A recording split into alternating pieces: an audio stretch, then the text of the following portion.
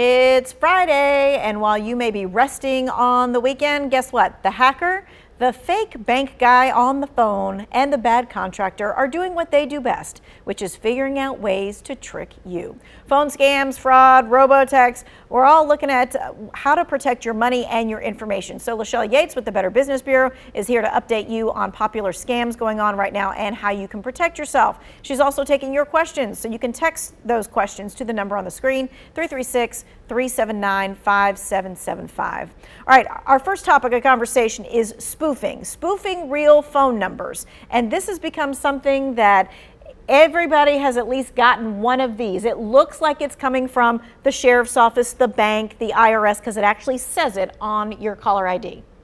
So it says the name, but now they are actually able to spoof real phone numbers from your bank, from your cell phone provider. And many businesses are going to be the target of this. And because it is the actual phone number that you may recognize, you are more likely to believe the other person on the other end of the phone. So you really have to be careful. So here's how the scam works. Your phone rings, the caller ID has the number, a real phone number. Let's say it's Wells Fargo. You recognize that number. The number is even going to ring back to the bank. That's how real the scam is. The caller says he's from the fraud department and somebody is trying to request $2,000 from your account. He needs the authorization code, that little 3-digit PIN to your account to stop the transaction. If you follow the process with the caller, you will give him access to your account and he will be able to steal money from your account, as scammers have done to unsuspecting people around the country. Here's how you can protect yourself. First, just let the call go to voicemail. In this scam, the conmen are repeatedly calling, so that is a red flag. If they keep calling, just really be careful. If they do leave a voicemail, do not call the phone number that they leave. Whip out your card and call the number on the back. And that way you can find out if there really is a problem with your account. Also, if you do, for whatever reason, get on the phone with one of these callers, never get out the authentication code. That is the key to your account, and you're going to be giving them access. And also remember, if you do end up sharing information about your account with a stranger, the bank's fraud protection agreement that you have signed is not going to protect you. The bank says you have willingly given information from a stranger, so they are not going to give you back your money. And of course, some people would argue, but I didn't think it was a stranger because it said it was XYZ Bank. So you're saying no matter whether it sounds legit and looks legit, you should do what? Do not believe them. If you get a call out of the blue about your bank account, your credit card, your cell phone, do not believe them. Hang up the phone. I know it's the South. We like to be polite, or you may also just, not be thinking, oh, great, they're doing me a favor. They are not. Take the extra step. Say, thank you. I'm going to check this out. Hang up the phone. Find a phone number for your bank, your credit card, your cell phone provider, whatever the business is, and call them and check it out yourself. That way, that is the only way that you can protect yourself from this scam.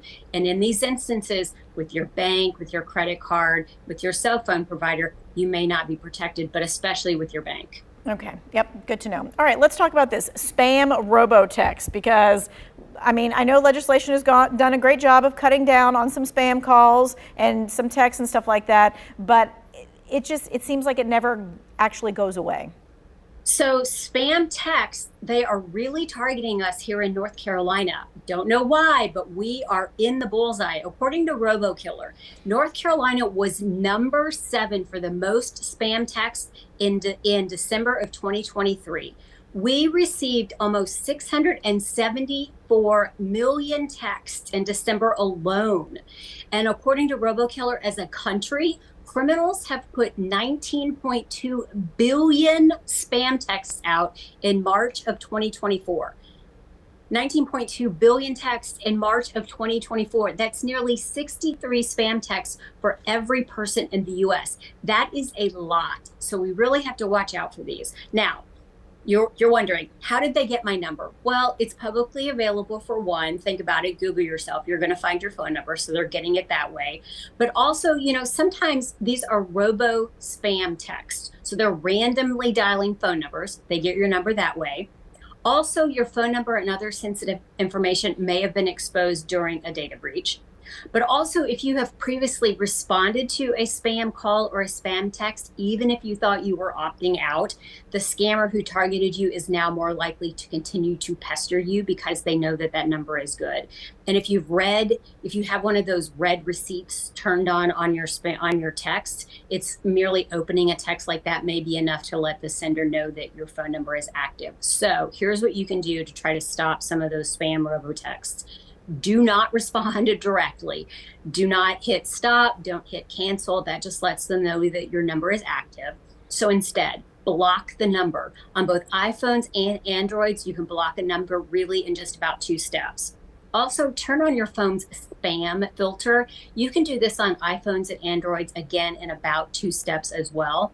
Also, try one of those third-party apps that block robotext. Some really good ones that are highly rated are RoboKiller, TextKiller, and NoMoRobo.